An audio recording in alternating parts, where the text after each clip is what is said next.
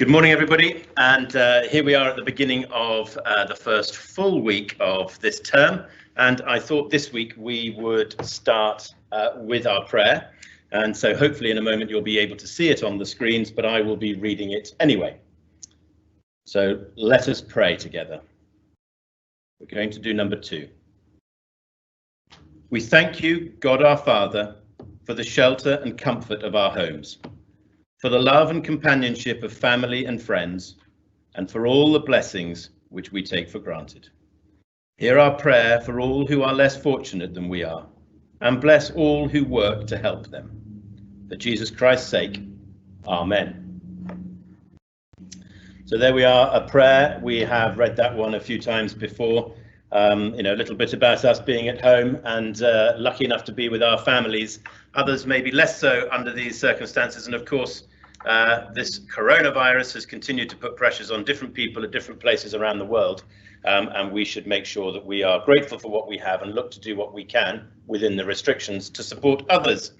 Okay, I was going to talk about a few things. I've got one point that I'd like to read you something about what has been going on in terms of developing good things in the world over the last decades, because of course we have a bit of negativity around, and also to talk a bit about this new term and some of the changes in timetable, bits and pieces there. I wanted to really start though by saying congratulations to all of you for what a brilliant 3 days last week, just changing our preparations. And so many of you, if not all of you, were online with your teachers at least once, if not several times. So really, really well done. The staff are so impressed with your engagement and getting online and making sure that we started brilliantly. So thank you for that. The trick is going to be to keep going and to make sure that as we move further into this and we get more comfortable with it, all of our dealings online are sensible as well. Remember, as I've said to you before, it is good to work hard. It is good to get the important things that you have to do done well and get them moved on. It is so nice then to be able to enjoy time with things that you'd like to do as well. So get the really important stuff done well, and then you can sit there comfortable and confident in what you've done and take on the other bits and pieces you'd like to. But a really brilliant start. So well done so far. So talking a little bit about 2020 and some of the more uncertain aspects that come out of that, some feelings of worry. A lot of people are keen to get out of 2020 and into 2021. That's because it had many events. Of course, number one amongst those was COVID-19, the coronavirus coming, and that led to us being apart from our friends and away from school for quite a lot of it, and it led to a crashing economy, and that is a reason to worry. The year also had multiple natural disasters, and there were many other things around the world that could lead to feelings of annoyance, to feelings of astonishment on occasions, to disappointment, to worry, and being unsure about what is ahead. I've said to you before that we mustn't live too much in the past or in the future, as life is simply a series of now moments, and now. It's about living in the present. You only can live in the present. And this is important if you're going to make sure that you make the most of each now moment, the present now, because it's the only moment that you've got. Whilst our past is, of course, very important because it's all part of who we are, and the future is always full of hope for each of us, we mustn't live in either the past or the future. Those moments in the past have gone, and those moments in the future are not yours to borrow yet. So do even under these remote learning days, instead of feeling negative, and I guess you might have some times when you wake up, oh God, it's all unfair, why can't I do this? It's so sad that we can't do that. Even under those negative feelings, do try and make the most of your time that we have here in our remote school. And I'll talk a little bit more about the days in our remote school later. So living in the moment doesn't mean that we can't have a view of how the world around us is changing over a period of time. We are living now, but of course there has been a past, and we're looking to the future. And whilst 2020 was thought of as a terrible year, I'm going to share with you several things around the world that either got better in 2020 or have been getting better for several years now. Most of them are things that people older than you, people who have been around before you were born, things that people on Earth have been worrying about in the past, but they're now improving. So hopefully it'll give you a bit of context. I'm going to read some stuff from the Sunday Times just before Christmas. In fact, they did an article about things that we should be pleased with because they're getting better. So I'm going to pick a few of these out. So Machu Picchu, and I'm sure many of you will know that Machu Picchu is a special place up in the mountains in Peru. So Peru has been reforesting the area around Machu Picchu, and they have plans to plant 1 million trees on that site in the next 5 years. It's definitely a place that needs looking after. It's over visited, and so they're looking after that. You might have picked up in some of the Brexit conversations that one of the biggest difficulties nearing the end of those negotiations were about fishing rights. And of course, being careful of our fish in the sea is something we need to look after. Well, overfishing has been reversed for half of the world's fishing catches, and in particular, where fisheries are being managed, stocks are above the target levels of rebuilding that they set. That is according to the National Academy of Sciences. So fishing across the world is not in such a dire strait, but of course we must pay attention to various areas to keep that going. The global death rate for cancer has fallen by 15% over the last 30 years. So improvements in treatment, and one of the biggest reasons that that death rate has dropped is because fewer people are smoking. The blue whale populations, we all love seeing David Attenborough. There was another one last night, and we're talking constantly about the preservation of species. Quite a few of these things are going to be about animal conservations, and blue whales are obviously something that we all love to see coming up out of the sea on those programs. Blue whale populations are bouncing back. Scientists from the British Antarctic Survey have recorded unprecedented numbers in the waters around South Georgia. Global carbon dioxide emissions from the power sector. Those are big industries that make the power. So the carbon dioxide emissions from the power sector fell by 2% in 2019. That is the biggest fall of any year in the last 30. White-tailed eagles disappeared from England in the early 20th century, but they are back in this country thanks to pioneering rewilding projects. Also on conservation efforts, the number of black rhinos in Africa has increased by nearly 1,000 in roughly the last 10 years.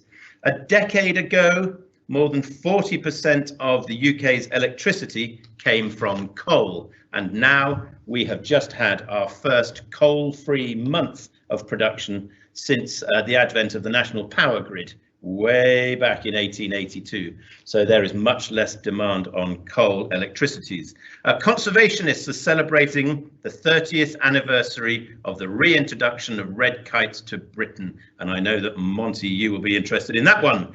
In the 1980s, they were persecuted to near extinction, but we now have red kites in record numbers.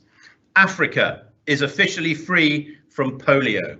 Wild polio, that is. 25 years ago, 75,000 children in the continent were paralysed by polio, and since then, billions of vaccines have been provided and have prevented an estimated 1.8 million cases. Also in Africa, but particularly in Kenya, the elephant population in Kenya has more than doubled in the last 30 years, and poaching is down significantly. They say that only 7 elephants were killed through poaching last year compared to 34 in the year before.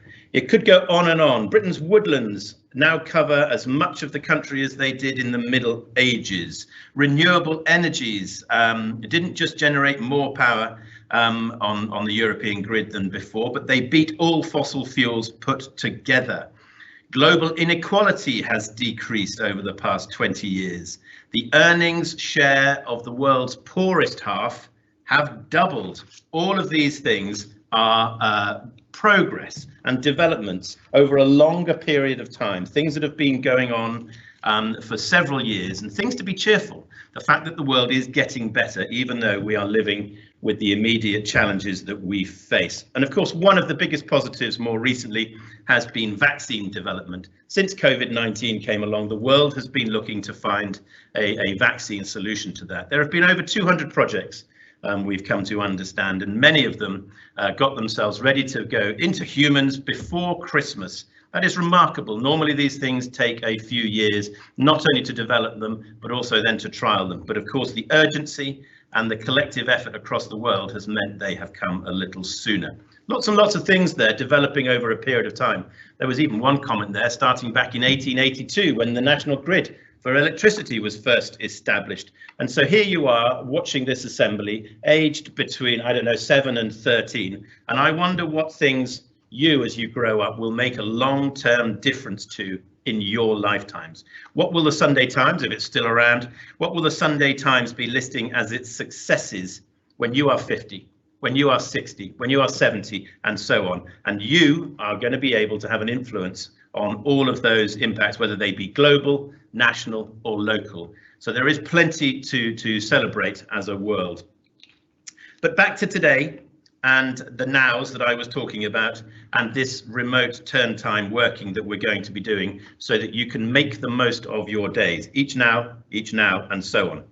Hopefully you have seen your new timetable, because we have slightly rejigged things. It may not be completely perfect because we were moving things around, and it could well be that one or two things still clash. Sometimes you can't see them until you actually live them. So if there are one or two clashes, I'm sure your teachers will be aware of that, and we will work to iron them out. But the new timetable is designed to make sure that you have as much time away from a screen as possible, depending on your age, and also remembering that we are in term time. This is an important point for us all to grab. This is not the holidays now. This is not the holidays with a bit of work. This is term time, but we are away from school. So you do need to change your mindset from that holiday, even though it might feel like you left school on the 11th of December and you're still at home, so it must be holiday time. We are in term time now, so we will expect you to do the work, to be in the right place at the right time, and to engage in various activities.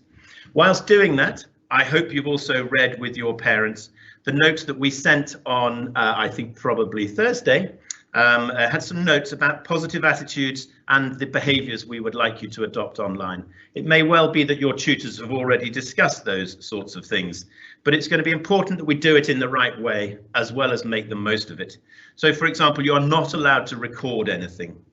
Please do respect that Teams is there for you to connect about your schoolwork.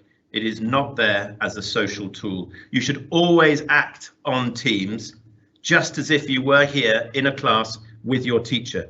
Even if you don't think there's a teacher with you there, everything that you type on Teams is logged as a school system. And that's not meant as a threat, children. That's not meant in that way at all. It's a reminder that whilst we might feel like we're sitting at home, we are actually in school when we're doing those things. And if we're using Teams, you are using a school tool, and so the school rules apply. There, as I say, there were some notes in the back of that email, which I hope you've read. By and large, you will get it right. But as we go forward, we mustn't relax and get complacent about it. This is term time, not holiday time when you're working with the school. We juggled the timetable a bit because for the rhythm of your days, we want to make sure that you can not only learn those core subjects in classes, but we want you to have time to get as many of the creative and physical activities as you normally would here. It isn't possible to do art lessons in the same way remotely, drama, music, and DT. And then, of course, sport you're not here to run around with together and to play the games. So please do get involved in what we have called the creative curriculum, as well as your sport. There are teams for creative curriculum there. There are teams for sport. And I know with the sport, Mr. Halls also shares things through Twitter. So those of you who are under 13, maybe ask your parents to dip into some of the Twitter, but it's all there on Teams anyway. And Strava is something that you can sign up to share your experiences. But the creative curriculum is such an important part of what we do here at school. And I know the likes of Mrs. Curl, Mr. DJ, your art teachers, because there are 3 of them, and then Mr. Stannett with the DT are working hard to put together events for you. So please do engage in those. Too much time inside and staring at pixels isn't healthy for you. So you do need to do the core work, get into those lessons, engage in the other stuff, do get away from your screen and get all the balance. Again, there are notes about that. That, I think, is probably plenty from me at this stage. But as I said at the beginning, we have been so impressed with you over the first 3 days. Many classes there, teachers saying, well, everybody I expected to be there was there and online and making the tech work. So that's absolutely terrific. So continue, please, with that as best you can. We will need to pace ourselves. It's 5 weeks we've got ahead, and we want to sustain our levels of energy and enthusiasm. But if you continue to be your brilliant, your innovative, your curious, your hardworking, your enthusiastic selves, that will really help us along the way, because it's going to be you and your eagerness that's going to make this experience more fun and more positive for all of us. So over to you, keep up the engagement, and let's do it all in the right way. We're going to have a great term, and I'm sure we'll be in contact in very many ways over the weeks ahead. But goodbye for now.